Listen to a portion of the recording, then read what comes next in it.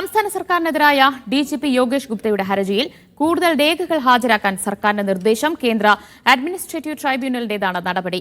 അന്വേഷണം തുടരുന്നതിനാലാണ് ക്ലിയറൻസ് നൽകാത്തതെന്ന് സർക്കാർ അറിയിച്ചു. കേന്ദ്ര ഡെപ്യൂട്ടേഷന് ക്ലിയറൻസ് സർട്ടിഫിക്കറ്റ് നൽകാത്തതിലായിരുന്നു ഹർജി. അഹമ്മദ് മുസ്തഫ വിവരങ്ങൾ നൽകും. മുസ്തഫ, ഹർജിയിൽ എന്ത് ഇടപെടലാണ് ട്രൈബ്യൂണലിന്റെ ഭാഗത്തുനിന്നുണ്ടായിട്ടുള്ളത്?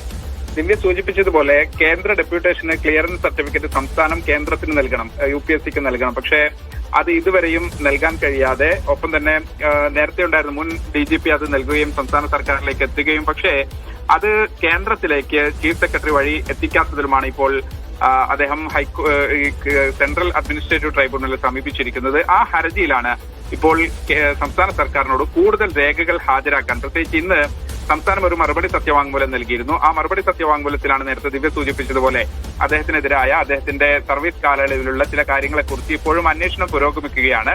ആ അന്വേഷണം കഴിയാതെ ഏതെങ്കിലും തരത്തിൽ ഈ ക്ലിയറൻസ് സർട്ടിഫിക്കറ്റ് നൽകാൻ കഴിയില്ല. പ്രത്യേകിച്ച് പ്രാഥമിക അന്വേഷണത്തിന് മുമ്പ് വ്യാജ പേരിലുള്ള പരാതികൾ എത്ര കണ്ട് അദ്ദേഹം പരിശോധിച്ചിട്ടുണ്ട്.